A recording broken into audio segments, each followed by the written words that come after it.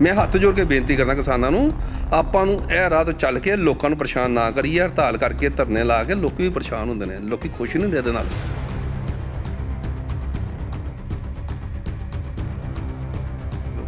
मैं इस लिए कहना चुनाव का टाइम है, इलैक्शन का टाइम है। हर पार्टी इलैक्शन वास्ते अपने वोटर को पक्का करने से सिर्फ विरोध करती भी और किसानों को गुमराह कर रही है। जैसे जैसे चुनाव का समय नज़दीक आता जा रहा है वैसे वैसे सभी पार्टियां अपने अपने दमखम दिखाने में लगी हुई हैं। भाजपा हो, कांग्रेस हो, आम आदमी पार्टी हो या अकाली दल की बात करें तो सभी लोगों को अपने अपने लुभावने सपने दिखाने में लगे हुए हैं।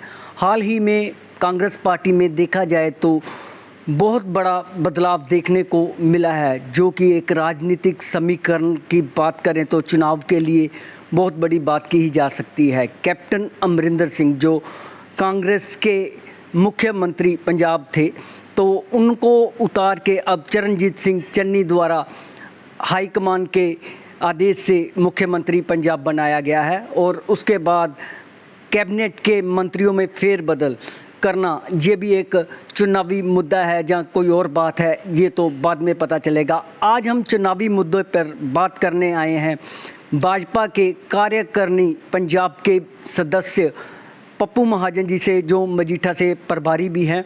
तो आज सर हम बात करना चाहते हैं आपसे चुनाव के मुद्दों को लेकर। सर, आपको नहीं लगता कि चुनाव नज़दीक आ रहे हैं और भाजपा बहुत सुस्त ढंग से अपने चुनाव की तैयारी कर रही है? ਪਹਿਲਾਂ ਤਾਂ ਮੈਂ ਸਾਰਿਆਂ ਨੂੰ ਨਮਸਕਾਰ ਕਰਦਾ। ਤੁਸੀਂ ਅੱਜ ਮੇਰੀ ਆਵਾਜ਼ ਸਾਰੇ ਅੰਮ੍ਰਿਤਸਰ ਵਾਸੀਆਂ ਨੂੰ ਪਹੁੰਚਾਉਣ ਲਈ ਆਏ ਹੋ, ਮੈਂ ਧੰਨਵਾਦ ਹਾਂ। ਉਹਦੇ ਨਾਲ ਅੱਜ ਬੜਾ ਵੱਡਾ ਦਿਨ ਹੈ। ਅੱਜ ਸ਼ਹੀਦੇ ਆਜ਼ਮ ਸ਼੍ਰੀ ਭਗਤ ਸਿੰਘ ਜੀ ਦਾ ਜਨਮ ਦਿਨ ਹੈ। ਮੈਂ ਉਹਨਾਂ ਨੂੰ ਕੋਟੀ ਕੋਟੀ ਪ੍ਰਣਾਮ ਕਰਦਾ, ਜਿਨ੍ਹਾਂ ਕਾਰਨ ਅੱਜ ਸਾਡਾ ਪੰਜਾਬ, ਸਾਡਾ ਦੇਸ਼ ਆਜ਼ਾਦ ਹੋਇਆ ਸੀ। ਉਹਨਾਂ ਕੁਰਬਾਨੀਆਂ ਦੇ ਕਾਰਨ ਉਹ ਕਦੇ ਭੁਲਾਇਆ ਨਹੀਂ ਜਾ ਸਕਦੇ ਜੀ। ਔਰ ਜਿਹੜੀ ਗੱਲ ਤੁਸੀਂ ਅੱਜ ਮੈਨੂੰ ਕੀਤੀ ਹੈ ਕਿ ਬੀਜੇਪੀ ਸੁਸਤ ਚੱਲ ਰਹੀ ਹੈ, ਇਹੋ ਜਿਹੀ ਕੋਈ ਗੱਲ ਨਹੀਂ ਗੀ। ਬੀਜੇਪੀ ਜਿਹੜਾ ਕੰਮ ਹੈ, ਕਹਿੰਦੇ ਨਾ ਕਛੂਏ ਦੀ ਚਾਲ ਨਾਲ ਚੱਲਦੀ ਪਈ ਹੈ। ਉਹ ਕਛੂਏ ਦੀ ਚਾਲ ਹਮੇਸ਼ਾ ਹੀ ਜਿੱਤ ਕੇ ਅੱਗੇ ਆਉਂਦੀ ਹੈ। ਖਰਗੋਸ਼ ਵਾਂਗਰ ਦੌੜਨ ਦੀ ਕੋਈ ਲੋੜ ਨਹੀਂ ਗੀ। ਪੰਜਾਬ ਦਾ ਮਾਹੌਲ ਆ, ਪੰਜਾਬ ਦੇ ਲੋਕ ਬੜੇ ਹੀ ਸਮਝਦਾਰ ਨੇ ਔਰ ਉਹਨਾਂ ਨੂੰ ਪਤਾ ਕਿਹੜੀ ਪਾਰਟੀ ਅੱਛੀ ਹੈ, ਕਿਹੜਾ ਪਾਰਟੀ ਦਾ ਕੰਮ ਵਧੀਆ ਚੱਲ ਰਿਹਾ, ਕਿਹੜੀ ਪਾਰਟੀ ਹੀ ਪੰਜਾਬ ਨੂੰ ਮਜ਼ਬੂਤ ਬਣਾ ਸਕਦੀ ਹੈ। ਇਸ ਲਈ ਪੰਜਾਬ ਦੇ ਵਿੱਚ ਭਾਰਤੀ ਜਨਤਾ ਪਾਰਟੀ ਸਰਕਾਰ ਆ ਰਹੀ ਹੈ। ਭਾਰਤੀ ਜਨਤਾ ਪਾਰਟੀ ਇਕੱਲੇ ਸਰਕਾਰ ਲੜੇਗੀ, 'ਚ ਕੋਈ ਸ਼ੱਕ ਨਹੀਂ ਗਾ ਕਿਸੇ ਵੀ ਤਰ੍ਹਾਂ ਦਾ। ਔਰ ਬੀਜੇਪੀ ਬੜੀ ਸਟਰੋਂਗ ਪੋਜੀਸ਼ਨ 'ਚ ਆ ਰਹੀ ਹੈ। सर, भगत सिंह जी का आज जन्मदिन है, लेकिन अगर बात करें तो एक साल से किसान अपने मुद्दों को लेकर, 3 कानूनों को लेकर धरने प्रदर्शन को साल हो गया है। आज फिर उन्होंने भारत बंद की आवाज़ दी है। जगह जगह धरने प्रदर्शन चल रहे हैं बीजेपी के खिलाफ। तो इसको आप कैसे देखते हो? देखो, तो मैं तो पहला भी हमेशा जो भी कोई गल हुई है तो मैं किसानों को रब का रूप करना। मैं भगवान है, साढ़े अन्नदाता ने। लेकिन ਜਿਹੜਾ ਇਹ ਧਰਨੇ ਚੱਲਣ ਦੇ, ਪ੍ਰਦਰਸ਼ਨ ਚੱਲਣ ਦੇ ਨੇ, ਤੁਹਾਨੂੰ ਵੀ ਪਤਾ ਹੈਗਾ ਕਿ ਇਹਨਾਂ ਦੇ ਮਗਰ ਸਿਰਫ ਰਾਜਨੀਤੀ ਚੱਲਣ ਦੀ ਹੈ। ਕਿਸਾਨ ਇਹ ਧਰਨਿਆਂ ਤਾਂ ਨਹੀਂ ਗਾ, ਨਾ ਕਿਸਾਨ ਚਾਹੁੰਦਾ ਮੈਂ ਧਰਨੇ ਚਾਹਾਂ। ਅੱਜ ਪੰਜਾਬ ਦੀ ਆਪਾਂ ਗੱਲ ਹੀ ਕਰ ਲੈਂਦੇ ਹਾਂ। ਐਸੇ ਤੁਹਾਡੇ ਚੱਲ ਪਏ ਕਹਿੰਦੇ ਕਾਨੂੰਨ ਚੱਲ ਜੀਏ। ਪੰਜਾਬ ਤੋਂ ਬਾਹਰ ਕਿੱਥੇ ਹੈ? ਸਾਰਾ ਹਿੰਦੁਸਤਾਨ ਐਡਾ ਵੱਡਾ, 300 ਕਿੰਨੀਆਂ ਐਸੋਸੀਏਸ਼ਨ ਹੈ, ਲੇਕਿਨ ਸਮਰਥਨ ਸਿਰਫ 40 ਐਸੋਸੀਏਸ਼ਨਾਂ ਦਾ। ਜੋ ਮੈਂ ਸਵੇਰੇ ਖਬਰਾਂ 'ਚ ਵੇਖਿਆ, ਸਿਰਫ 40 ਐਸੋਸੀਏਸ਼ਨ ਸਮਰਥਨ ਕਰ ਰਹੀਆਂ। ਟਕੇਤ ਵਰਗਾ ਜਿਹੜਾ ਦਾ ਰਾਸ਼ਟਰੀ ਅਧਿਅਕਸ਼ ਬਣਿਆ ਪਿਆ, ਉਹਦੀ ਜ਼ਮਾਨਤ ਜਬ ਤੋਂ ਰਾਜਨੀਤੀ ਲੋਕ ਨੇ। ਪਹਿਲਾਂ ਵੇਖੋ ਉਹ ਲੋਕੀ ਜਿਹੜੇ ਇਹਦੇ ਹੈਗੇ ਨੇ। ਦੂਜੀ ਗੱਲ ਜਿਹੜੀ ਜ਼ਰੂਰੀ, ਕਿਹੜਾ ਸ਼ਾਇਦ ਇਹੋ ਜਿਹਾ ਕੋਈ ਨਾਮ ਸੁਣਿਆ ਮੈਂ ਕਿਸਾਨਾਂ ਦਾ, ਉਹ ਆਪਣਾ ਇੱਕ ਅਲੱਗ ਮੋਰਚਾ ਬਣਾ ਕੇ ਇਲੈਕਸ਼ਨ ਲੜਨ ਦੀ ਤਿਆਰੀ ਕਰਦੇ ਪਏ ਨੇ। ਇਸ ਲਈ ਮੈਂ ਤੁਹਾਨੂੰ ਅੱਗੇ ਵੀ ਕਿਹਾ, ਕਿਸਾਨ ਨਹੀਂ ਗਏ, ਕਿਸਾਨ ਨਾ ਹੀ ਚਾਹੁੰਦੇ ਨੇ। ਅੱਜ ਆਪਾਂ ਇਹ ਵੀ ਚੱਲ, ਤੁਸੀਂ ਕਹਿੰਦੇ ਅੱਜ ਪੰਜਾਬ ਸਰਵ ਭਾਰਤ ਬੰਦ ਹੈ। ਭਾਰਤ ਕਈ ਜਗ੍ਹਾ 'ਤੇ ਖੁੱਲ੍ਹਾ ਪਿਆ, ਮੈਂ ਜੋ ਟੀ ਵੀ 'ਚ ਵੇਖਿਆ ਵੀ ਹੈ। ਕਈ ਜਗ੍ਹਾ 'ਤੇ ਤਾਂ ਪ੍ਰਦਰਸ਼ਨ ਆ ਬਹੁਤ ਢਿੱਲੇ ਪੈ ਗਏ ਨੇ। ਬਹੁਤ ਹੀ ਘੱਟ ਲੋਕ ਜਿਹੜੇ ਹੈਗੇ ਨਾ ਪ੍ਰਦਰਸ਼ਨਾਂ 'ਚ ਜਾ ਰਹੇ ਆ, ਕਿਉਂਕਿ ਲੋਕਾਂ ਨੂੰ ਸਮਝ ਆ ਰਹੀ ਹੈ ਕਿ ਜਿਹੜਾ 3 ਕ੍ਰਿਸ਼ੀ ਕਾਨੂੰਨ ਹੈ ਇਹ ਸਾਡੇ ਫਾਇਦੇਮੰਦ ਸੀਗਾ। ਸਾਡੇ ਪ੍ਰਧਾਨ ਮੰਤਰੀ ਸ਼੍ਰੀ ਨਰਿੰਦਰ ਮੋਦੀ ਜੀ ਨਾ ਕਦੀ ਵੀ ਦੇਸ਼ ਦੇ ਖਿਲਾਫ ਔਰ ਕਿਸਾਨ ਦੇ ਖਿਲਾਫ ਕਦੀ ਇਹ ਗੱਲ ਨਹੀਂ ਕਰ ਸਕਦੇ। ਹਮੇਸ਼ਾ ਉਹਨਾਂ ਕਿਸਾਨਾਂ ਵਾਸਤੇ ਹੀ ਸੋਚਿਆ, ਦੇਸ਼ ਵਾਸਤੇ ਸੋਚਿਆ ਔਰ ਦੇਸ਼ ਮਜ਼ਬੂਤ ਕਰਨ ਵਾਸਤੇ ਸੋਚਿਆ। ਇਹ ਕਾਨੂੰਨ ਉਹਨਾਂ ਨੂੰ ਫਾਇਦੇ ਆ, ਲੇਕਿਨ ਅੱਜ ਨਹੀਂ ਸਮਝ ਲੱਗਣੀ, ਕੱਲ੍ਹ ਲੱਗ ਜਾਏਗੀ, ਕੱਲ੍ਹ ਨਾ ਲੱਗੇਗੀ, ਪਰਸੋਂ ਲੱਗ ਜਾਏਗੀ। ਲੇਕਿਨ ਕਾਨੂੰਨ ਉਹਨਾਂ ਦੇ ਫਾਇਦੇ ਵਾਸਤੇ ਆ। ਪਰ ਦੂਜੇ ਪਾਸੇ ਤੁਸੀਂ ਕਹਿੰਦੇ ਕਾਨੂੰਨ ਕੈਂਸਲ ਕਰਦੇ, ਉਹਨਾਂ ਦੀ ਮੰਗ ਹੈ ਕਾਨੂੰਨ ਕੈਂਸਲ ਹੋਣੇ ਚਾਹੀਦੇ ਨੇ। ਕਾਨੂੰਨ ਕੈਂਸਲ ਨਹੀਂ ਹੁੰਦੇ। ਅੱਜ ਤੱਕ ਦੇ ਇਤਿਹਾਸ ਕਦੀ ਕਾਨੂੰਨ ਕੈਂਸਲ ਨਹੀਂ, ਮੈਨੇਜਮੈਂਟ ਕੀਤੀ ਜਾਂਦੀ। ਮੈਨੇਜਮੈਂਟ ਵਾਸਤੇ ਤਿਆਰ ਬੈਠੀ ਸਰਕਾਰ ਤਾਂ ਕਹਿੰਦੇ ਜਦੋਂ ਮਰਜ਼ੀ ਆਓ, ਖੁੱਲ੍ਹੇ ਸੱਦੇ ਨੇ। ਕਦੀ ਸਰਕਾਰ ਨੇ ਇਹ ਨਹੀਂ ਕਿਹਾ ਕਿ ਗੱਲ ਕਰਨ ਦੇ ਤਿਆਰ ਨਹੀਂ ਗਏ। ਸਾਡੇ ਕ੍ਰਿਸ਼ੀ ਮੰਤਰੀ ਤੋਮਰ ਜੀ ਉਹਨਾਂ ਨੇ ਕਿਹਾ ਆਓ, ਮੀਟਿੰਗਾਂ ਵੀ ਹੋਈਆਂ, ਸਾਰੀਆਂ ਮੀਟਿੰਗਾਂ 'ਚ ਮੰਨ ਵੀ ਜਾਂਦੇ ਨੇ, ਸਾਰੀ ਗੱਲਬਾਤ ਵੀ ਹੋ ਜਾਂਦੀ ਹੈ, ਲਾਸਟ 'ਤੇ ਫਿਰ ਆ ਕੇ ਕਹਿਣਗੇ ਨਹੀਂ ਜੀ ਕਾਨੂੰਨ ਕੈਂਸਲ ਕਰ ਦਿਓ। ਕਾਨੂੰਨ ਕੈਂਸਲ ਨਹੀਂ ਹੋਣਾ, ਬੜੀ ਕਲੀਅਰ ਕੱਟ ਆਵਾਜ਼ ਆ। ਔਰ ਹਰ ਵਾਰੀ ਇਹੀ ਗੱਲ ਕਹੀ ਹੈ ਕਾਨੂੰਨ ਕੈਂਸਲ ਨਹੀਂ ਹੋਣਾ। ਅਸੀਂ ਅਮੈਂਡਮੈਂਟ ਕਰ ਸਕਦੇ ਹਾਂ। ਤੁਸੀਂ ਕਹਿੰਦੇ ਕਾਨੂੰਨ ਗਲਤ ਹੈ, ਮੈਂ ਕਹਿ ਸਕਦਾ ਇੱਕ ਬੰਦਾ ਗਲਤ ਹੈਗਾ, ਉਹ ਮੰਨਦੇ ਚਲੋ ਠੀਕ ਹੈ, ਅਸੀਂ ਕਹਿੰਦੇ ਗਲਤ ਹੈ, ਅਸੀਂ ਕਹਿੰਦੇ ਨਹੀਂ, ਪਰ ਤੁਹਾਡੇ ਕਹਿੰਦੇ ਮੰਨ ਲੈਂਦੇ ਕਿ ਅਸੀਂ ਗਲਤ ਹਾਂ, ਉਹਨੂੰ ਠੀਕ ਕਰ ਦਿੰਦੇ ਆ ਕਿ ਇਹ ਬੰਦੇ ਨੂੰ ਫਾਂਸੀ ਸਜ਼ਾ ਤਾਂ ਨਹੀਂ ਦੇ ਸਕਦੇ ਨਾ। ਇਸ ਲਈ ਕਾਨੂੰਨ ਸਹੀ ਕੀਤੇ ਜਾ ਸਕਦੇ ਨੇ, ਜੋ ਤੁਸੀਂ ਕਹਿੰਦੇ ਠੀਕ ਕਰ ਦਿੰਦੇ ਆ, ਪਰ ਉਹ ਗਲਤ ਨਹੀਂ ਆਉਂਦੇ। ਇਹਦਾ ਮਤਲਬ ਕੀ ਹੈ? ਇਹਦਾ ਮਤਲਬ ਪਿੱਛੇ ਰਾਜਨੀਤੀ ਚੱਲਦੀ ਪਈ ਹੈ, ਪਿੱਛੇ ਕੌਮਲਸ ਚੱਲਦੇ ਪਏ ਨੇ। ਗਲਤ ਇਹ ਹੈ, ਕੌਮਲਸਾਂ ਨੇ ਅੱਜ ਤੱਕ ਹਮੇਸ਼ਾ ਅੰਮ੍ਰਿਤਸਰ ਦਾ ਬੇੜਾ ਗਰਕ ਕੀਤਾ, ਹਰ ਜਗ੍ਹਾ ਦਾ ਇਹਨਾਂ ਕੰਮ ਖਰਾਬ ਕੀਤੇ ਨੇ। ਕਲਕੱਤਾ ਇੰਨੀ ਇੰਡਸਟਰੀ ਸੀ, ਇੰਨਾ ਕੰਮ ਸੀ, ਬੰਬੇ ਨਾਲ ਅੱਗੇ ਕਲਕੱਤਾ ਹੁੰਦਾ ਸੀ, ਕਲਕੱਤਾ ਕਿੱਥੇ ਚਲਾ ਗਿਆ? ਬੰਬੇ ਅੱਗੇ ਚਲ ਗਿਆ, ਕਲਕੱਤਾ ਪਿੱਛੇ ਚਲਾ ਗਿਆ। ਇੱਥੇ ਆਪਾਂ ਚੱਲ ਜਾਈਏ ਛਾੜੇ, ਕਿੰਨੀਆਂ ਇੰਡਸਟਰੀਆਂ, ਟਾਰਾ ਕਿੰਨੀ ਇੰਡਸਟਰੀ ਸੀ, ਕਿੰਨੇ ਖਰਾਬ ਕੀਤੀਆਂ, ਕਿੰਨੇ ਬੰਦ ਕੀਤੀਆਂ? ਸਾਰੀ ਕੌਮਲਸਟਾਂ ਨੇ। ਜਿੱਥੇ ਜਿੱਥੇ ਕੌਮਲਸਟ ਗਏ ਨੇ ਉੱਥੇ ਕੰਮ ਖਰਾਬ ਹੋਏ ਨੇ। ਇਸ ਲਈ ਲਾਲ ਝੰਡੇ ਨੂੰ ਛੱਡ ਕੇ ਦੇਸ਼ ਵੱਲ ਵੇਖਾਂਗੇ ਤਾਂ ਸਭ ਕੁਝ ਠੀਕ ਹੋ ਜਾਏਗਾ। ਮੈਂ ਹੱਥ ਜੋੜ ਕੇ ਬੇਨਤੀ ਕਰਦਾ ਕਿਸਾਨਾਂ ਨੂੰ, ਆਪਾਂ ਨੂੰ ਇਹ ਰਾਹ ਤੋਂ ਚੱਲ ਕੇ ਲੋਕਾਂ ਨੂੰ ਪਰੇਸ਼ਾਨ ਨਾ ਕਰੀਏ। ਹੜਤਾਲ ਕਰਕੇ, ਧਰਨੇ ਲਾ ਕੇ ਲੋਕ ਵੀ ਪਰੇਸ਼ਾਨ ਹੁੰਦੇ ਨੇ, ਲੋਕ ਖੁਸ਼ ਨਹੀਂ ਹੁੰਦੇ ਇਹਦੇ ਨਾਲ। ਇਸ ਲਈ ਹੱਥ ਜੋੜ ਕੇ ਬੇਨਤੀ ਕਰਦਾ, ਆਪਾਂ ਨੂੰ ਦੇਸ਼ ਹਿੱਤ 'ਚ ਸੋਚਣਾ ਚਾਹੀਦਾ, ਆਪਾਂ ਨੂੰ ਬਹਿਣਾ ਚਾਹੀਦਾ, ਪ੍ਰਧਾਨ ਮੰਤਰੀ ਨਾਲ ਬਹਿਣਾ ਚਾਹੀਦਾ, ਆਪਣੇ ਕ੍ਰਿਸ਼ੀ ਮੰਤਰੀ ਨਾਲ ਬਹਿ ਕੇ ਇਹ ਮਸਲੇ ਨੂੰ ਹੱਲ ख़त्म करना चाहिए। सर, तीन बीजेपी की बात करें तो बीजेपी बोल रही है कि ये तीनों कानून जो हैं देश के हित के लिए हैं, लेकिन आपके विरोधी पक्षों की बात करें तो वो किसानों के ही समर्थन में जुटे हुए हैं और वो बोल रहे हैं कि देश का अन्नदाता जो बोल रहा है वो सच बोल रहा है। लेकिन एक भाजपा ही एक पार्टी है जो बोल रही है कि ये कानून सही है और देश के हक के लिए है। जो कितना सही है और कितना गलत है ये तो भाजपा जानती है, जो विरोधी पक्ष जानता है। लेकिन आपका इस मुद्दे पे क्या विचार है, ये हमें बताएं। ਪਹਿਲਾਂ ਤਾਂ ਮੈਂ ਕਹਿੰਦਾ ਕਿ ਜਿਹੜਾ ਵਿਰੋਧੀ ਹੈ ਉਹ ਸਿਰਫ ਰਾਜਨੀਤੀ ਕਰਦੇ ਪਏ ਨੇ, ਚਾਹੇ ਮੈਂ ਅਕਾਲੀ ਦਲ ਦੀ ਕਰਾਂ, ਚਾਹੇ ਕਾਂਗਰਸ ਦੀ ਗੱਲ ਕਰਾਂ। ਤੁਸੀਂ ਕਿ ਪਹਿਲਾਂ ਆਪਾਂ ਅਕਾਲੀ ਦਲ ਦੀ ਗੱਲ ਲੈ ਚਲੀਏ। ਅਕਾਲੀ ਦਲ ਤੋਂ ਪ੍ਰਕਾਸ਼ ਸਿੰਘ ਬਾਦਲ ਦੀ ਬਾਈਆਂ ਨੂੰ ਵੇਖ ਲਓ, ਪਹਿਲੇ ਹਰਸਿਮਰਤ ਬਾਦਲ ਦੇ ਵੇਖ ਲਓ, ਚਾਹੇ ਸੁਖਬੀਰ ਸਿੰਘ ਬਾਦਲ ਦੇ ਦੇਖ ਲਓ। ਇਹ ਤਿੰਨਾਂ ਨੇ ਕਿਹਾ ਸੀ ਇਹਦੀ ਇੰਟਰਵਿਊ ਕੱਢ ਲਓ, ਤਿੰਨਾਂ ਨੇ ਕਿਹਾ ਸੀ ਨਹੀਂ ਕਹਿੰਦੇ ਮੈਂ ਤੁਹਾਨੂੰ ਦੇ ਦਿਆਂਗਾ। ਤਿੰਨਾਂ ਦੀ ਇੰਟਰਵਿਊ ਜਿਹਦੇ ਵਿੱਚ ਉਹਨਾਂ ਨੇ ਕਿਹਾ ਹੈ ਕਿ ਕਾਨੂੰਨ ਬੜੇ ਵਧੀਆ ਹੈਗੇ ਨੇ, ਕਾਨੂੰਨ ਕਿਸਾਨਾਂ ਦੇ ਹੱਕ 'ਚ ਹੈਗੇ ਨੇ। ਜਿਹੜਾ ਪ੍ਰੋਪੋਗੰਡਾ ਕਰਦੀ ਪਈ ਕਾਂਗਰਸ ਪਾਰਟੀ ਗਲਤ ਕਰਦੀ ਪਈ ਆ। ਸਾਨੂੰ ਕਿਸਾਨਾਂ ਨੂੰ ਉਹਨਾਂ ਦੇ ਝਾਂਸੇ 'ਚ ਨਹੀਂ ਆਉਣਾ ਚਾਹੀਦਾ। ਇਹ ਸੁਖਬੀਰ ਸਿੰਘ ਬਾਦਲ ਦੇ, ਪ੍ਰਕਾਸ਼ ਸਿੰਘ ਬਾਦਲ, ਹਰਸਿਮਰਤ ਦੇ ਬਿਆਨ ਨੇ, ਮੇਰੇ ਕੋਲ ਰਿਕਾਰਡ ਹੈਗੇ ਨੇ, ਇਹ ਤੁਹਾਨੂੰ ਮੈਂ ਦਿਖਾ ਸਕਦਾ ਸਬੂਤ ਦੇ ਤੌਰ 'ਤੇ। ਉਹਦੇ ਬਾਅਦ ਆਪਾਂ ਕੈਪਟਨ ਦੀ ਗੱਲ ਕਰ ਲਈਏ। ਕੈਪਟਨ ਨੇ ਕਿਹਾ ਸੀ ਮਨਜ਼ੂਰੀ ਲਿੱਤੀ ਗਈ, ਹਰ ਰਾਜ ਨੂੰ ਦੱਸਿਆ ਗਿਆ, ਸਾਰਾ ਕੁਛ ਉਹਨਾਂ ਪੁੱਲਾ ਪੁੱਛਿਆ ਗਿਆ। ਅਤੇ ਉਦੋਂ ਕੈਪਟਨ ਨੇ ਬੜਾ ਹੱਸ ਕੇ ਗਿਆ ਸੀ, ਕਹਿੰਦਾ ਇਹ ਕਾਨੂੰਨ ਤਾਂ ਮੈਂ ਸਾਲ ਪਹਿਲਾਂ ਹੀ ਲਾਗੂ ਕਰ ਬੈਠਾ ਹਾਂ, ਤੁਸੀਂ ਤਾਂ ਬੜੀ ਲੇਟ ਗੱਲ ਕਰਦੇ ਪਏ ਹੋ। ਮੈਂ ਇਸ ਲਈ ਕਹਿਣਾ ਚੁਣਾਵਾਂ ਦਾ ਟਾਈਮ ਹੈ, ਇਲੈਕਸ਼ਨ ਦਾ ਟਾਈਮ ਹੈ। ਹਰ ਪਾਰਟੀ ਇਲੈਕਸ਼ਨ ਵਾਸਤੇ ਆਪਣੇ ਵੋਟਾਂ ਨੂੰ ਪੱਕਾ ਕਰਨ ਵਾਸਤੇ ਸਿਰਫ ਵਿਰੋਧ ਕਰਦੀ ਪਈ ਹੈ, ਕਿਸਾਨਾਂ ਨੂੰ ਗੁੰਮਰਾਹ ਕਰ ਰਹੀ ਹੈ। ਔਰ ਕਿਸਾਨਾਂ ਨੂੰ ਸਮਝਣਾ ਚਾਹੀਦਾ ਕਿ ਅਸੀਂ ਗੁੰਮਰਾਹ ਹੋ ਰਹੇ ਹਾਂ ਰਾਜਨੀਤੀ ਵਿੱਚ, ਅਤੇ ਇੱਥੋਂ ਆਪਾਂ ਬਾਹਰ ਨਿਕਲ ਕੇ ਔਰ ਸਹੀ ਢੰਗ ਨਾਲ ਚੱਲੀਏ। ਮੇਰੀ ਹੱਥ ਜੋੜ ਕੇ ਇਹੀ ਬੇਨਤੀ ਹੈ, ਇਹਨੂੰ ਬੈਠਣਾ ਚਾਹੀਦਾ ਔਰ ਰੱਖਿਆ ਮੰਤਰੀ ਨਾਲ ਬੈਠ ਕੇ ਇਹਨੂੰ ਆਪਾਂ ਨੂੰ ਮੁਕਾਉਣਾ ਚਾਹੀਦਾ। ਕਾਨੂੰਨ ਕੈਂਸਲ ਨਹੀਂ ਹੋਣੇ, ਬੜੀ ਕਲੀਅਰ ਕੱਟ ਗੱਲ ਹੈ। ਫਿਰ ਇਹ ਗੱਲ ਹੈ ਕਾਨੂੰਨ ਕੈਂਸਲ ਨਹੀਂ ਹੋਣੇ, ਅਮੈਂਡਮੈਂਟ ਹੋਣੀ ਹੈ। ਇਹ ਅੱਜ ਕਰ ਲਓ, 2 ਦਿਨਾਂ ਨੂੰ ਕਰ ਲਓ, 6 ਮਹੀਨਿਆਂ ਨੂੰ ਕਰ ਲਓ, 6 ਸਾਲਾਂ ਨੂੰ ਕਰ ਲਓ, ਹੋਣੀ ਅਮੈਂਡਮੈਂਟ ਹੈ। ਇਹ ਹੁਣ ਤੁਹਾਡੇ ਹੱਥ 'ਚ ਹੈ, ਤੁਸੀਂ ਕੀ ਕਰਨੀ ਹੈ। सर, बात करें तो कांग्रेस की, अब देखने को आया कि पंजाब की कांग्रेस की रणनीति में बहुत बड़ा बदलाव आया है। कांग्रेस के जुझारू नेता कैप्टन अमरिंदर सिंह को 3 महीने पहले ही चुनाव से इस्तीफ़ा देना पड़ा और कैबिनेट के अंदर भी बहुत बड़ा फेरबदल हुआ और कैबिनेट में पंजाब के मुख्यमंत्री के तौर पर चरणजीत सिंह चन्नी को आगे लेकर आया गया। क्या इससे भाजपा को कोई फ़र्क पड़ता है कि नहीं पड़ता? ਪਹਿਲੀ ਗੱਲ ਤਾਂ ਕਿ ਕਾਂਗਰਸ 2 ਫਾਰ ਹੋ ਗਈ ਹੈ। ਕੈਪਟਨ ਔਰ ਨਵਜੋਤ ਸਿੰਘ ਸਿੱਧੂ ਦੇ ਵਿੱਚ ਹੋਰ ਕੋਈ ਫਰਕ ਨਹੀਂ ਪਿਆ। ਦੋਵਾਂ ਦਾ ਝਗੜਾ ਕਾਂਗਰਸ ਨੂੰ ਲੈ ਡੁੱਬਿਆ ਔਰ ਆਉਣ ਵਾਲੇ ਦਿਨਾਂ 'ਚ ਤੁਹਾਨੂੰ ਆਪਣੇ ਆਪ ਪਤਾ ਲੱਗ ਜਾਣਾ ਕਿ ਕਾਂਗਰਸ ਕਿੱਥੇ ਜਾ ਰਹੀ ਹੈ। ਭਾਰਤੀ ਜਨਤਾ ਪਾਰਟੀ ਨਾਲ ਕੋਈ ਫਰਕ ਨਹੀਂ ਪੈਣਾ। ਭਾਰਤੀ ਜਨਤਾ ਪਾਰਟੀ ਅੱਗੇ ਵੀ ਚੱਲਦੀ ਪਈ ਸੀ, ਹੁਣ ਵੀ ਚੱਲਦੀ ਪਈ ਹੈ। ਕੁਛ ਬੰਦੇ ਜੇ ਪਾਰਟੀ ਨੂੰ ਛੱਡ ਕੇ ਗਏ ਆ ਤਾਂ ਹਜ਼ਾਰਾਂ ਬੰਦਾ ਪਾਰਟੀ ਵਿੱਚ ਸ਼ਾਮਲ ਵੀ ਹੋਏ ਨੇ, ਜਿਹੜੇ ਰਿਕਾਰਡ ਨੇ। ਹਜ਼ਾਰਾਂ ਲੋਕ ਪਾਰਟੀ ਸ਼ਾਮਲ ਹੋ ਰਹੇ। ਆਉਣ ਵਾਲੇ ਟਾਈਮ 'ਚ ਦੇਖੋ ਬੜੇ ਹੀ ਚੰਗੇ ਲੋਕ, ਤੁਹਾਨੂੰ ਆਪਣੇ ਆਪ ਪਤਾ ਲੱਗਣਾ, ਪਾਰਟੀ ਸ਼ਾਮਲ ਹੋ ਰਹੇ ਨੇ। ਔਰ ਨਵਜੋਤ ਸਿੰਘ ਸਿੱਧੂ ਦੀ ਅਤੇ ਔਰ ਕੈਪਟਨ ਦੀ ਲੜਾਈ ਕਾਂਗਰਸ ਨੂੰ ਲੈ ਡੁੱਬਣੀ ਹੈ ਔਰ ਚੰਨੀ ਦਾ ਕੋਈ ਮਤਲਬ ਨਹੀਂ ਬਣਦਾ, ਚੰਨੀ ਦਾ ਕੋਈ ਫਰਕ ਨਹੀਂ ਪੈਂਦਾ। ਔਰ ਜੋ ਕਰ ਰਿਹਾ ਸਭ ਨੂੰ ਪਤਾ ਕੀ ਹੈ। ਔਰ ਸਿਰ ਅੱਜ ਇਲੈਕਸ਼ਨ ਆ ਗਏ ਤਾਂ ਅੱਜ ਆ ਕੁਛ ਹੋਣ ਡਿਆ ਵਾ। ਇਲੈਕਸ਼ਨ ਤੋਂ ਪਹਿਲਾਂ ਜਿਹੜੀਆਂ ਦੋਸ਼ਨਾਵਾਂ ਕਿੱਥੇ ਗਈਆਂ ਸੀ, ਉਸ ਤੋਂ ਪਹਿਲਾਂ ਬੇਅਦਬੀ ਕਿੱਥੇ ਸੀ, ਉਸ ਤੋਂ ਪਹਿਲਾਂ ਗੱਲ ਕਰੀਏ 4.5 ਸਾਲ ਕੋਈ ਬੇਅਦਬੀ ਦੀ ਗੱਲ ਨਹੀਂ ਕੀਤੀ ਇਹਨਾਂ ਨੇ। ਜਿਹੜਾ ਸਭ ਤੋਂ ਵੱਡਾ ਮੁੱਦਾ ਸੀ, ਸਹੁੰ ਚੁੱਕੀ ਸੀ ਕਿ ਮੈਂ 4 ਹਫ਼ਤਿਆਂ ਦੇ ਵਿੱਚ ਸਮੈਕ ਖਤਮ ਕਰ ਦਾਂਗਾ, ਨਸ਼ਾ ਖਤਮ ਕਰ ਦਾਂਗਾ, ਨਸ਼ਾ ਖਤਮ ਹੋਇਆ। ਇਸ ਲਈ ਇਹ ਸਿਰਫ ਝੂਠ ਦੇ ਪਲੰਦੇ ਨੇ, ਲੋਕਾਂ ਨੂੰ ਗੁੰਮਰਾਹ ਕਰ ਰਹੇ ਨੇ, ਹੋਰ ਕੁਝ ਨਹੀਂ ਗਾ। अकाली भाजपा भी बहुत लंबे अरसे तक पंजाब में सत्ता में रही है, उस समय नशे या और ये आपराधिक बातें कहें तो ख़त्म नहीं हुई, तो आज आपके द्वारा कहा जा रहा है कि नशे नहीं ख़त्म हुए, तो उस समय भी लोगों की यही डिमांड थी कि पंजाब से नशा ख़त्म होना चाहिए, उस समय क्यों नहीं हुआ? देखो अही काम नहीं किया, मैं ही गल करना, तो यह कहते ना लोग कहते ही नहीं किया, अही नहीं किया, सानू पार्टी ने उतारता, लोगों ने कागज़ ਨੂੰ ਮੁੱਦਾ ਮੌਕਾ ਦਿੱਤਾ ਨਾ। ਇਹਨਾਂ ਨੇ ਕੀ ਕੀਤਾ? ਗੱਲ ਤੇ ਇਹ ਤਾਂ ਮੈਂ ਕਹਿਣਾ ਕਿ ਕਾਂਗਰਸ ਨੇ ਕੀ ਕੀਤਾ? ਕਾਂਗਰਸ ਨੇ ਆਪਣਾ ਰਾਜਪਾਲ ਕੀਤਾ, ਐਸ਼ਵਸਤੀ ਕੀਤੀ, ਗੱਡੀਆਂ ਘੁੰਮੇ, ਹੈਲੀਕਾਪਟਰਾਂ ਘੁੰਮੇ, ਬਸ। ਜਾਂ ਤੁਹਾਨੂੰ ਪਤਾ ਹੀ ਜੋ ਕੈਪਟਨ ਜੀ ਨਾਲ ਘੁੰਮਦਾ ਰਿਹਾ ਵਾ।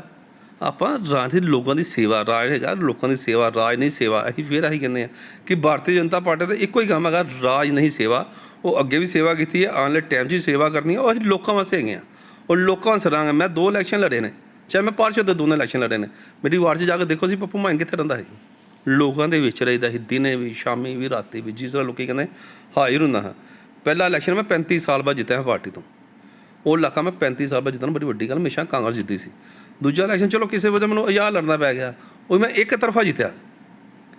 ਮਤਲਬ ਮੇਰੇ ਸਾਹਮਣੇ ਇੱਕ ਚੇਅਰਮੈਨ ਸੀ ਪਾਰਟੀ ਦਾ ਅਤੇ ਮੈਂ ਇੱਕ ਆਮ ਕਾਰਜਕਰਤਾ, ਲੇਕਿਨ ਸਿਰਫ ਲੋਕਾਂ ਦੇ ਵਿੱਚ ਕੰਮ ਕਰਦਾ ਤਾਂ ਲੋਕ ਆਪਣੇ ਆਪ ਤੁਹਾਨੂੰ ਲਿਆਉਂਦੇ ਨੇ। ਉਹ ਲੋਕਾਂ ਦੇ ਮਨ 'ਚ ਹੁੰਦੇ ਤੁਸੀਂ, ਲੋਕਾਂ ਦੇ ਘਰਾਂ 'ਚ ਵਸਣਾ ਚਾਹੀਦਾ, ਲੋਕਾਂ ਦੀ ਰਸੋਈ ਤੱਕ ਤੁਹਾਨੂੰ ਪਹੁੰਚਣਾ ਚਾਹੀਦਾ ਤੁਹਾਨੂੰ। ਫਿਰ ਹੀ ਲੋਕ ਕਹਿੰਦੇ ਹਾਂ ਵੀ ਠੀਕ ਹੈ। ਤੁਹਾਨੂੰ ਫੋਨ ਚੁੱਕ ਕੇ ਜਵਾਬ ਦੇਣਾ ਪੈਂਦਾ ਹਰ ਕਿਸੇ ਦਾ, ਉਹਨੂੰ ਵਾਪਸੀ ਫੋਨ ਕਰੋ, ਲੋਕ ਕਹਿੰਦੇ ਹਾਂ ਯਾਰ ਸਾਨੂੰ ਵਾਪਸੀ ਫੋਨ 'ਤੇ ਆਇਆ। ਲੇਕਿਨ ਕਾਂਗਰਸੀ ਕਿੱਥੇ ਹੁੰਦੇ ਆਪਣੇ ਰਾਜਪਾਲ 'ਚ ਬੈਠੇ ਭੋਗ ਭੋਗਣ ਦੇ ਨੇ, ਜਾਂ ਜੋ ਕੰਮ ਕਰਦੇ ਪਏ ਨੇ ਤੁਹਾਨੂੰ ਪਤਾ ਹੀ ਜੋ ਹੁੰਦਾ ਵਾ। ਮੈਂ ਉਹਦੇ ਬਾਰੇ ਤੁਹਾਨੂੰ ਕੁਝ ਦੱਸਣਾ ਹੀ ਨਹੀਂ ਚਾਹੁੰਦਾ। ਐਸੇ ਲੋਕ ਸਿਆਣੇ ਨੇ, ਮੈਂ ਆਉਣ ਵਾਲੇ ਟਾਈਮ 'ਚ ਲੋਕ ਜਵਾਬ ਦੇਣਗੇ ਇਸ ਚੀਜ਼ ਦਾ। सर भाजपा की बात करें तो भाजपा का 2022 का मुद्दा फिर वही रहेगा कि हम नशे दूर करेंगे, हम बेरोज़गारी दूर करेंगे, जिसको लोग पिछले 70 सालों से वेट करते आ रहे हैं। ना बेरोज़गारी दूर हुई, ना नशे दूर हुए, वैसे का वैसे ही काम चल रहा है। क्या इस बार भी यही मुद्दे भाजपा लेके फिर सामने आएगी कि कोई नए मुद्दे होंगे? नहीं, मैं हाथ जोड़ के पहला बेनती करा, साडी सरकार भारतीय जनता सरकार 70 साल के इतिहास सिर्फ 10 या 12 साल गई है। 60 साल कांग्रेस ने राज किया और 60 साल तो कहते गरीबी दूर करांगे, तो 60 साल बाद ही कहते गरीबी दूर करांगे। लेकिन उन्होंने गरीबी दूर नहीं की, बिना काम काज किए ही अरबापति बन गए सारा टब्बर ही। चाहे राल गंदी ले लीए तो रबड़ बुढ़े रल लीए, जवाई उन्होंने ले लीए। जो आया तो भुखा नंगा सी, तो अज वेखो अरबां रुपये वो कितों हो गए। ताइयों कहना पिया बीजेपी दे विच ते उहदे च इहो ही फर्क है। 10 साल हो गए सानूं, दूजे वारी प्रधानमंत्री साडे नरेंद्र मोदी जी आए ने, देश एक बंदा उंगल नहीं कर सकता, एक बंदा प्रधानमंत्री वाल, चाहे वो मंत्री वाल, एक बंदा उंगल नहीं कर सकता कि इन्होंने कोई ठगी मारी, कोई शायद देश से कोई खराब गलत काम किया, कोई दलालियां लीतियां, कोई कमिशनां लईआं, एक बंदा उंगल नहीं कर सकता। लेकिन कांग्रेस के 10 साल के राज तुसीं भी सुनिया की है की नहीं। साडे प्रधानमंत्री यही कहते हैं मौका मिलेगा तो सेवा करांगा, नहीं मिलेगा गठरी लैके आया तो गठरी चुक के फिर चल जाएगा। साडे प्रधानमंत्री है कि उनके अगे पिछे ही कोई नहीं गा, वो सिर्फ देश की सेवा करते पे। अज देश साडा कित्थे चला गया? अगे असीं अमेरिका के मगर घूमते हैं, अमेरिका साडे प्रधानमंत्री ने मगर घूमता पाया। आस्ट्रेलिया के प्रधानमंत्री टाइम मंगण दे, ब्रिटेन के प्रधानमंत्री टाइम मंगण ने। असीं सिर्फ पाकिस्तान की गल्लां करते हैं, वो तो पाकिस्तान छड्ड ही दित्ता कित्थे है तो कित्थे नहीं। वो तो घर च जाके मार के आया उन्होंने। अज कश्मीर कित्थे है? 370 का किसी दम नहीं आया 70 साल कि 370 तोड़ दी है। राम जन्म भूमि का मुद्दा ही बीजेपी ने पूरा किया, 370 का मुद्दा सी बीजेपी ने पूरा किया। एक भी वेखो, एक भी जगह विरोध नहीं आया, एक भी जगह दंगा नहीं भर गया। नहीं इस कांग्रेस सरकार से हर जगह दंगे होंगे। देश कितने कितने जाने, कश्मीर च कख नहीं आया। जो कहता कि 370 तोड़ांगे तो आप बंदूक चुक लांगे, कितने गई बंदूक? अज जाकर वेखे आराम नाल लोग घूमन डे, मेरे दोस्त उत्थे रहिंदे, मैनूं कहंदे इत्थे आके वेख की हाल हो गया। मतलब लोग बेखौफ श्रीनगर च लोग घूमते पे ने, और बिजनस उत्थे इन्ना क वध गया पुछो कोई ना। तरक्की इन्नी लोगों की होनी पुछो कोई ना, डेवलपमेंट इन्नी की होनी है, इतिहास है। चाहे लेह लद्दाख कभी लोगों ने सुनिया लेह लद्दाख घूमन जान डे, अज असीं फेसबुक ते वेखदे लोग लेह लद्दाख जिन्ना जान डे घूमन लई। इस तरह साडे प्रधानमंत्री नरेंद्र मोदी ताकत है जिहड़ी बोलदी पई है, देश की ताकत है जिहड़ी बोलदी पई, राष्ट्र के प्रति वफादारी जिहड़ी है उहदे कारण सारा कुछ अज हो रहा। सर मैं घूम के फिर उसी मुद्दे पे आऊँगा कि पूरे देश में भाजपा का जो विरोध हो रहा है किसानों द्वारा, और आपको लगता है कि 2022 में कि आप अपने चुनाव प्रचार बहुत आसानी से कर पाएंगे, जिस तरह कि भाजपा के हर नेताओं को प्रचार करने जाएं या कहीं वैसे पब्लिक बैठक में जाएं या कहीं भी जाएं उनका विरोध होता, तो 2022 में बीजेपी अपना चुनाव प्रचार कैसे करेगी? मैं फिर वही कहना, सारे देश 'ਚ विरोध नहीं हो रहा। जिस दिन ਸਾਰੇ ਦੇਸ਼ 'ਚ ਵਿਰੋਧ ਹੋਏਗਾ ਫਿਰ ਕਹਾਂਗੇ ਹਾਂ ਦੇਸ਼ 'ਚ ਵਿਰੋਧ ਹੋ ਰਿਹਾ। ਕਿੰਨੇ ਹੀ ਕਿਸਾਨ ਸੰਗਠਨ ਦੇ ਸਮਰਥਨ 'ਚ ਹੈਗੇ ਨੇ। ਸਿਰਫ ਮੈਂ 300 ਕਿੰਨੇ ਸੰਗਠਨ ਹੈ, ਸਿਰਫ 40 ਸੰਗਠਨ ਜਿਹੜੇ ਪਾਰਟੀ ਦੇ ਮਤਲਬ ਵਿਰੋਧ 'ਚ ਹੈਗੇ ਨੇ ਦੇਸ਼ ਕਿਸਾਨਾਂ ਦੇ। ਮੇਨ ਗੱਲ ਹੈ ਕਿ 200 ਕਿੰਨੇ ਜਿਹੜੇ ਲੋਕ ਨੇ ਸੰਗਠਨ ਜਿਹੜੇ ਉਹ ਸਮਰਥਨ 'ਚ ਵੀ ਹੈਗੇ ਨੇ। ਸਿਰਫ ਜਿਹੜਾ ਵਿਰੋਧ ਹੈ ਪੰਜਾਬ 'ਚ ਹੈ ਜਾਂ ਥੋੜ੍ਹਾ ਬਹੁਤਾ ਹਰਿਆਣਾ 'ਚ ਜਾਂ ਥੋੜ੍ਹਾ ਬਹੁਤਾ ਯੂਪੀ 'ਚ ਇੱਕ ਹਿੱਸੇ 'ਚ, ਬਾਕੀ ਸਾਰੇ ਹਿੱਸੇ 'ਚ ਕੋਈ ਗੱਲ ਨਹੀਂ ਗੀ। वेट करो बस, सब सर, ठीक होएगा। आपकी जो गठजोड़ वाली पार्टी थी अकाली दल, इस समय उन्होंने बात करें तो बसपा का साथ दे दिया और आने वाले चुनाव में भाजपा अकेले चुनाव लड़ेगी या किसी पार्टी के साथ गठजोड़ करके चुनाव लड़ेगी? नहीं जी, फिलहाल तो भारतीय जनता पार्टी अकेले इलेक्शन लड़ेगी और अपने दम से इलेक्शन लड़ेगी और सरकार भी अपने दम से बनाएगी।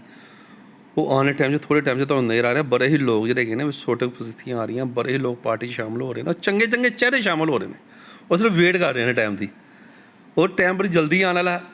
बाकी गल करिए अकाली दल की, उन्होंने सानू कोई फर्क नहीं गा, उन्होंने चाहे फर्क हो, भारतीय जनता पार्टी में कोई फर्क नहीं है। जो मतलबी लोग होंगे ने मतलब ਨਾਲ आते हैं, मतलब ਨਾਲ चले जाते हैं, उन्हें भी मतलब ਨਾਲ ही सी तो मतलब ਨਾਲ चल गए ने। असीं हमेशा उन्हों का मान सत्कार किया प्रकाश सिंह बादल जी का, ठीक है कोई गल नहीं, असीं थोड़ा छड्डिया। ਸਾਡੇ ਪ੍ਰਧਾਨ ਮੰਤਰੀ ਅੱਜ ਤੱਕ ਕਿਸੇ ਨੂੰ ਨਹੀਂ ਛੱਡਿਆ, ਜਿਹੜਾ ਗਿਆ ਆਪੇ ਗਿਆ, ਆਪੇ ਹੀ ਵਾਪਸ ਆ ਜਾਂਦੇ ਨੇ। ਵੇਖੋ ਤੁਸੀਂ सर 2022 में सभी पार्टियां अपने अपने मुद्दे लेके आ रही हैं। आम आदमी पार्टी की बात कहें तो उनके द्वारा बेअदबी का मुद्दा, बिजली को लेकर मुद्दा बनाया जा रहा है, एजुकेशन को लेकर मुद्दा बनाया जा रहा है। अकाली दल की बात करें तो वो अपने अपने मुद्दे लेके चुनाव की प्रचार में लगी हुई हैं। कांग्रेस के अपने कुछ मुद्दे हैं। भाजपा का 2022 के लिए चुनावी मुद्दा क्या क्या रहेगा? ये जनता को बहुत वेट है कि क्या मुद्दा रहेगा भाजपा का। ਪਹਿਲੀ ਗੱਲ ਤੇ ਮੈਂ ਤੁਹਾਨੂੰ ਇਹ ਕਹਿ ਲਗਾਵਾਂ ਕਿ ਜਿਹੜੇ ਝੂਠੇ ਵਾਅਦੇ ਨੇ ਇਹ ਬਿਲਕੁਲ ਬਰਦਾਸ਼ਤ ਨਹੀਂ ਹੈ। ਜਿਹੜੇ ਮੁਫਤ ਦੀਆਂ ਚੀਜ਼ਾਂ ਇਹ ਬਿਲਕੁਲ ਲੋਕੀ ਪਸੰਦ ਨਹੀਂ ਕਰਦੇ। ਲੋਕੀ ਕਹਿੰਦੇ ਸਾਨੂੰ ਫੈਸਿਲਿਟੀਆਂ ਮਿਲਣੀਆਂ ਚਾਹੀਦੀਆਂ, ਸਾਨੂੰ ਫਰੀ ਨਾ ਦਿਓ ਕੁਛ, ਸਾਡੇ ਕੋਲ ਮਿਨੀਮਮ ਰੇਟ ਲਵੋ। ਜਿਸ ਤਰ੍ਹਾਂ ਆਪਾਂ ਅਕਾਲੀ ਦਲ ਦੀ ਕਹਿ ਦਈਏ, ਇੱਕ ਕਹਿੰਦਾ 300 ਯੂਨਿਟ ਮੈਂ ਫਰੀ ਕਰ ਦਾਂਗਾ, ਦੂਜਾ ਕਹਿੰਦਾ ਮੈਂ 400 ਕਰ ਦਾਂਗਾ, ਇੱਕ ਕਹਿੰਦਾ 500 ਕਰ ਦੇਵਾਂਗਾ। ਇਹ ਦੇਸ਼ ਤੇ ਪੰਜਾਬ ਪ੍ਰਤੀ ਬਹੁਤ ਨੁਕਸਾਨਦੇਹੀ ਹੈ ਔਰ ਲੋਕਾਂ ਨੂੰ ਬੂੜ ਭੁਲਈਆ ਪਾਉਣ ਵਾਲੀ ਗੱਲ ਹੈਗੀ ਹੈ। ਅਸੀਂ ਕਹਿੰਦੇ ਹਾਂ ਬਿਜਲੀ ਦਾ ਰੇਟ ਬਿਲਕੁਲ ਮਿਨੀਮਮ ਕੀਤਾ ਜਾਵੇ, 3 ਰੁਪਏ ਯੂਨਿਟ ਕਰ ਦਿਓ, 3-4 ਰੁਪਏ ਯੂਨਿਟ ਕਰ ਦਿਓ। ਲੋਕੀ ਬਰਦਾਸ਼ਤ ਹੈ, ਸਾਨੂੰ 24 ਘੰਟੇ ਬੱਤੀ ਤਾਂ ਮਿਲੇ, ਉਹਦਾ ਕੀ ਫਾਇਦਾ ਕਿ ਫਰੀ ਲੈ ਕੇ ਬੱਤੀ ਨਾ ਮਿਲੇ। ਬੜੀ ਪਹਿਲੀ ਗੱਲ ਹੈ। ਇਸ ਲਈ ਰੇਟ ਉਹਦਾ ਮਿਨੀਮਮ ਕੀਤਾ ਜਾਏਗਾ ਔਰ ਜਿਹੜੇ ਗਰੀਬ ਬੱਚੇ ਨੇ ਉਹਨਾਂ ਦੀ ਸਿੱਖਿਆ ਫਰੀ ਕੀਤੀ ਜਾਵੇ। ਬੱਚਿਆਂ ਦੀ ਅੱਜ ਕੱਲ੍ਹ ਪੜ੍ਹਾਈ ਬਹੁਤ ਜ਼ਰੂਰੀ ਹੈ, ਰੋਟੀ ਨਾਲ ਜ਼ਿਆਦਾ ਪੜ੍ਹਾਈ ਹੈ। ਜੇ ਪੜ੍ਹੇ ਹੋਣਗੇ ਅਤੇ ਕਿਸੇ ਕੰਮ ਕਰ ਸਕੇ ਹੋਣਗੇ, ਆਪਣੇ ਪੈਰਾਂ 'ਤੇ ਸਟੈਂਡ ਹੋਣਗੇ। ਉਹਨਾਂ ਦੀ +2 ਤੱਕ ਲੜਕੀਆਂ ਦੀ ਖਾਸ ਕਰਕੇ ਮੈਂ ਕਹਾਂਗਾ ਕਿ +2 ਤੱਕ ਜਿਹੜੀ ਸਿੱਖਿਆ ਨਾ ਉਹ ਸਰਕਾਰ ਨੂੰ ਕਰਨੀ ਚਾਹੀਦੀ ਹੈ। ਔਰ ਇਹਦੇ ਨਾਲ ਮੈਡੀਕਲ ਸੁਵਿਧਾ ਜਿਹੜੀ ਸਭ ਤੋਂ ਜ਼ਿਆਦਾ ਜ਼ਰੂਰੀ ਹੈ ਕਿ ਗਰੀਬ ਬੰਦੇ ਨੂੰ ਮੈਡੀਕਲ ਦੀ ਸੁਵਿਧਾ ਹੀ ਨਹੀਂ ਮਿਲਦੀ। ਆਪਾਂ ਗੁਰੂ ਨਾਨਕ ਹਸਪਤਾਲ ਏਸ਼ੀਆ ਦਾ ਐਡਾ ਵੱਡਾ ਹਸਪਤਾਲ ਹੈ, ਲੇਕਿਨ ਸਾਡੇ ਇੱਥੇ CM PM ਮਤਲਬ ਡਿਪਟੀ ਮੇਅਰ ਵੀ ਆਏ ਔਰ CM ਵੀ ਆਏ ਨੇ, ਮੰਤਰੀ ਵੀ ਰਹੇ, ਸ਼ਹਿਰ ਦੇ 3 ਮੰਤਰੀ ਵੀ ਰਹੇ ਨੇ, ਕਿਸੇ ਨੇ ਐਡਾ ਕੁਛ ਨਹੀਂ ਸੋਚਿਆ। ਲੇਕਿਨ ਮੈਂ ਕਹਾਂਗਾ ਸਭ ਤੋਂ ਪਹਿਲਾਂ ਤਾਂ ਅਸੀਂ ਸਿਰਫ ਗੁਰੂ ਨਾਨਕ ਹਸਪਤਾਲ ਦੀ ਸੁਵਿਧਾ ਦੇ ਦਈਏ ਨਾ ਗਰੀਬ ਬੰਦਿਆਂ ਲਈ, ਅਤੇ ਸਾਡਾ ਆਲਾ ਦੁਆਲਾ ਇੰਨਾ ਕੁ ਵਧੀਆ ਹੋ ਜਾਂਦਾ ਕਿ ਕਿਸੇ ਨੂੰ ਦਵਾਈ ਦੇ ਪਿੱਛੋਂ ਮਰ ਨਹੀਂ ਸਕਦਾ।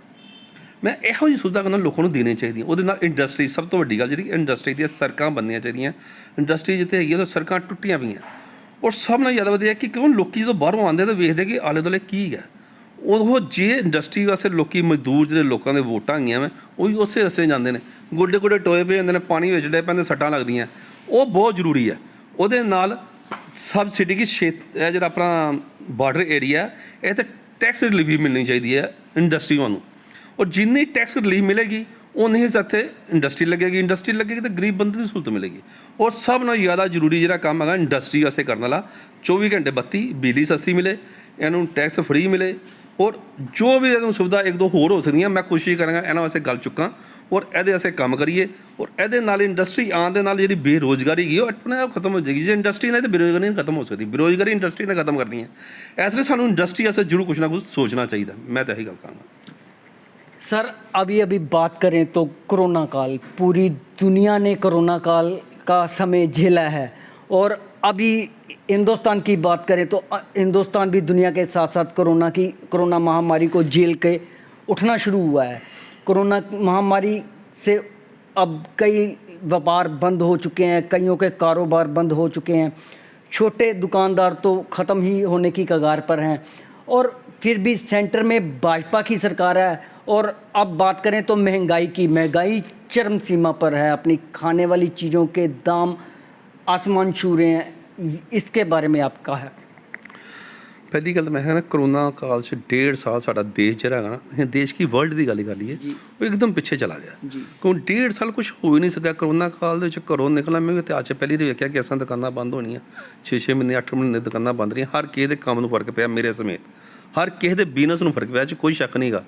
ਲੇਕਿਨ ਦੂਜੇ ਪਾਸੇ ਗੱਲ ਕਹੀਏ, ਕਰੋਨਾ ਕਾਲ ਦੇ ਵਿੱਚ ਜਿਹੜਾ ਇੰਜੈਕਸ਼ਨ ਅੱਜ ਤੱਕ ਜਿਹੜਾ ਇਤਿਹਾਸ ਦੇ ਵਿੱਚ ਜਿੰਨਾ ਕੁ ਇੰਜੈਕਸ਼ਨ ਮੋਦੀ ਸਾਹਿਬ ਨੇ ਫ੍ਰੀ ਲੋਕਾਂ ਨੂੰ ਲਾਇਆ, ਬਿਨਾਂ ਪੈਸੇ ਲੈ ਲਾਇਆ। ਇੱਕ ਇੰਜੈਕਸ਼ਨ ਦੀ ਗੱਲ ਕਰ ਲਈਏ, ਦੋ ਇੰਜੈਕਸ਼ਨ ਦੀ ਗੱਲ ਕਰ ਲਈਏ, 80 ਕਰੋੜ ਬੰਦੇ ਨੂੰ ਇੰਜੈਕਸ਼ਨ ਇੰਡੀਆ ਦੇ ਵਿੱਚ ਲੱਗ ਗਿਆ। ਛੋਟੀ ਗੱਲ ਨਹੀਂ ਗੀ। ਇਹ ਸਾਡੇ ਪ੍ਰਧਾਨ ਮੰਤਰੀ ਹੈ ਜਿਨ੍ਹਾਂ ਨੇ ਕਰਕੇ ਦੱਸਤਾ। ਕਾਂਗਰਸ ਕੋਲ ਤਾਂ ਚੇਚਕ ਦਾ ਟੀਕਾ 35 ਸਾਲ ਨਹੀਂ ਬਣਿਆ। ਚੇਚਕ ਦਾ ਟੀਕਾ ਜਿਹੜਾ ਬੱਚਿਆਂ ਨੂੰ ਲੱਗਦਾ ਸੀ, ਉਹ ਇੱਕ 35 ਸਾਲ ਨਹੀਂ ਬਣਿਆ। ਸਿਰਫ ਸਾਡੇ ਪ੍ਰਧਾਨ ਮੰਤਰੀ ਸ਼੍ਰੀ ਨਰਿੰਦਰ ਮੋਦੀ ਜੀ ਨੇ 1 ਸਾਲ ਦੇ ਅੰਦਰ ਹੀ ਇੰਜੈਕਸ਼ਨ ਕੱਢੇ ਔਰ ਵਰਲਡ ਵਿੱਚ ਸਭ ਨੂੰ ਮਾਨਤਾ ਮਿਲੀ। ਹਰ ਦੇਸ਼ ਨੇ ਉਹਨੂੰ ਕੋਵਿਡਸ਼ੀਲਡ ਨੂੰ ਮਾਨਤਾ ਦਿੱਤੀ ਔਰ ਕੋਵਿਡਸ਼ੀਲਡ ਇੰਜੈਕਸ਼ਨ ਜਿਹੜਾ ਹੈਗਾ ਵਾ ਉਹ 80 ਕਰੋੜ ਬੰਦੇ ਨੂੰ 1 ਡੋਜ਼ ਲੱਗ ਗਈ ਹੈ ਤੇ 20 ਕਰੋੜ ਦੇ ਲਗਭਗ ਬੰਦੇ ਨੂੰ 2 ਡੋਜ਼ ਲੱਗ ਗਈਆਂ। ਇਸ ਲਈ ਜਿਹੜੀ ਤੀਜੀ ਲਹਿਰ ਦੀ ਆਵਾਜ਼ ਸੀ, ਅਕਤੂਬਰ 'ਚ ਆਈ ਨਹੀਂ, ਕਦੀ ਸਤੰਬਰ 'ਚ ਆਈ ਨਹੀਂ, ਕਦੀ ਅਗਸਤ 'ਚ ਆਈ ਨਹੀਂ, ਅਗਸਤ ਵੀ ਚਲਾ ਗਿਆ, ਸਤੰਬਰ ਵੀ ਚਲਾ ਗਿਆ, ਤਾਂ ਅਕਤੂਬਰ ਆ ਗਿਆ। ਤੀਜੀ ਲਹਿਰ ਨਹੀਂ ਆਈ। ਤੀਜੀ ਲਹਿਰ ਇਹ ਨਹੀਂ ਹੈ ਕਿ ਹਵਾ 'ਚ ਉੱਡ ਗਈ ਹੈ, ਉਹ ਸਿਰਫ ਇਹੋ ਹੀ ਹੈ ਕਿ ਇੰਜੈਕਸ਼ਨ, ਇਹਦਾ ਹੱਲ ਇੱਕੋ ਸੀ, ਇੰਜੈਕਸ਼ਨ ਲੱਗਣਾ। ਔਰ ਸਾਡੇ ਪ੍ਰਧਾਨ ਮੰਤਰੀ ਦੇ ਬਰਥਡੇ ਦੇ ਉੱਤੇ 17 ਸਤੰਬਰ ਨੂੰ ਉਹਦਾ ਬਰਥਡੇ ਸੀ, ਉਸ ਦਿਨ 2.5 ਕਰੋੜ ਬੰਦੇ ਨੂੰ ਇੰਜੈਕਸ਼ਨ ਲੱਗਾ ਤੇ ਕਿਸੇ ਦੇਸ਼ ਦੀ ਇੰਨੀ ਜਨਸੰਖਿਆ ਨਹੀਂ ਗੀ 2.5 ਕਰੋੜ। ਤੇ ਇਹ ਗੱਲ ਨੂੰ ਸਮਝਦੇ ਹੋ? 2.5 ਕਰੋੜ ਇੱਕ ਬੰਦੇ ਨੂੰ ਇੱਕ ਦਿਨ 'ਚ ਇੰਜੈਕਸ਼ਨ ਲਾਣਾ ਬੜੀ ਵੱਡੀ ਗੱਲ ਹੈਗੀ ਹੈ। ਪਰ ਕਦੀ ਆਪਣਾ ਦੇਸ਼ ਕਿਸੇ ਵਿਰੋਧੀ ਦਲ ਨੇ ਸਾਡੀ ਇਸ ਚੀਜ਼ ਦੀ ਪ੍ਰਸ਼ੰਸਾ ਨਹੀਂ ਕੀਤੀ ਕਿ ਇੱਕ ਦਿਨ 'ਚ ਤੁਸੀਂ 2.5 ਕਰੋੜ ਇੰਜੈਕਸ਼ਨ ਲਾਏ ਆ। ਉਹਦੇ ਬਾਅਦ ਇੰਨਾ ਇੰਜੈਕਸ਼ਨ ਤੇਜ਼ੀ ਨਾਲ ਲੱਗਣ ਡਿਆ, ਰੋਜ਼ 1 ਕਰੋੜ ਬੰਦੇ ਨੂੰ ਇੰਜੈਕਸ਼ਨ ਲੱਗਣ ਡਿਆ। ਇਹ ਸਾਡੀ ਬੜੀ ਵੱਡੀ ਸਫਲਤਾ ਕਹਿ ਸਕਦੇ ਸਾਡੇ ਦੇਸ਼ ਦੀ, ਸਾਡੇ ਦੇਸ਼ ਦੀ, ਸਾਡੇ ਪ੍ਰਧਾਨ ਮੰਤਰੀ ਦੀ ਸਫਲਤਾ ਹੈਗੀ ਹੈ। ਇਹ ਤਾਂ ਸਾਨੂੰ ਗਰਵ ਕਰਨਾ ਚਾਹੀਦਾ ਸਾਨੂੰ ਪ੍ਰਧਾਨ ਮੰਤਰੀ 'ਤੇ। ਅਸੀਂ ਤਾਂ ਹੀ ਤਾਂ ਹਰ ਵੇਲੇ ਕਹਿੰਦੇ ਹਾਂ ਕਿ ਜਿਹੜਾ ਬੰਦਾ ਦਿਲੋਂ ਰਾਸ਼ਟਰ ਦੀ ਸੇਵਾ ਕਰਨ ਵਾਸਤੇ ਆ, ਉਹ ਦੇਸ਼ ਵਾਸਤੇ ਸੋਚੇਗਾ। ਅਤੇ ਜਿਹੜੇ ਲੋਕ ਆਪਣਾ ਕਰਨ ਵਾਸਤੇ ਉਹ ਸਿਰਫ ਆਪਣਾ ਹੀ ਸੋਚਦੇ ਨੇ। ਇਸੇ ਲਈ ਕਿ 20-20 ਸਾਲਾਂ ਨੂੰ ਇੱਕ ਇੰਜੈਕਸ਼ਨ ਨਹੀਂ ਬਣ ਸਕਿਆ ਅਤੇ ਸਾਡੇ ਪ੍ਰਧਾਨ ਮੰਤਰੀ ਨੇ ਇੱਕ ਇੰਜੈਕਸ਼ਨ ਬਣਾਇਆ, ਉਹ ਵੀ ਹਰ ਬੰਦੇ ਨੂੰ ਫ੍ਰੀ ਲਾਉਂਦੇ ਪਏ ਨੇ। ਦੂਜੀ ਗੱਲ, ਤੁਸੀਂ ਮਹਿੰਗਾਈ ਦੀ ਗੱਲ ਕਰਦੇ ਪਏ ਹੋ, ਠੀਕ ਹੈ, ਮੈਂ ਵੀ ਮੰਨਦਾ ਮਹਿੰਗਾਈ ਹੈਗੀ ਆ, ਟਾਈਮ ਦੇ ਹਿਸਾਬ ਨਾਲ ਸਭ ਕੁਝ ਠੀਕ ਹੋ ਜਾਂਦਾ, ਐਡੀ ਕੋਈ ਗੱਲ ਨਹੀਂ ਗੀ। ਦੇਸ਼ ਵਿੱਚ ਮਹਿੰਗਾਈ ਉਤਰਾਈ ਚੜਾਈ ਆਉਂਦੀ ਰਹਿੰਦੀਆਂ, ਪਰ ਥੋੜ੍ਹੇ ਦਿਨ ਦੀਆਂ ਗੱਲਾਂ ਹੈਗੀਆਂ, ਮੌਸਮੀ ਗੱਲਾਂ ਹੈਗੀਆਂ, ਮੌਸਮ ਨਾਲ ਸਭ ਕੁਝ ਠੀਕ ਹੋ ਜਾਏਗਾ।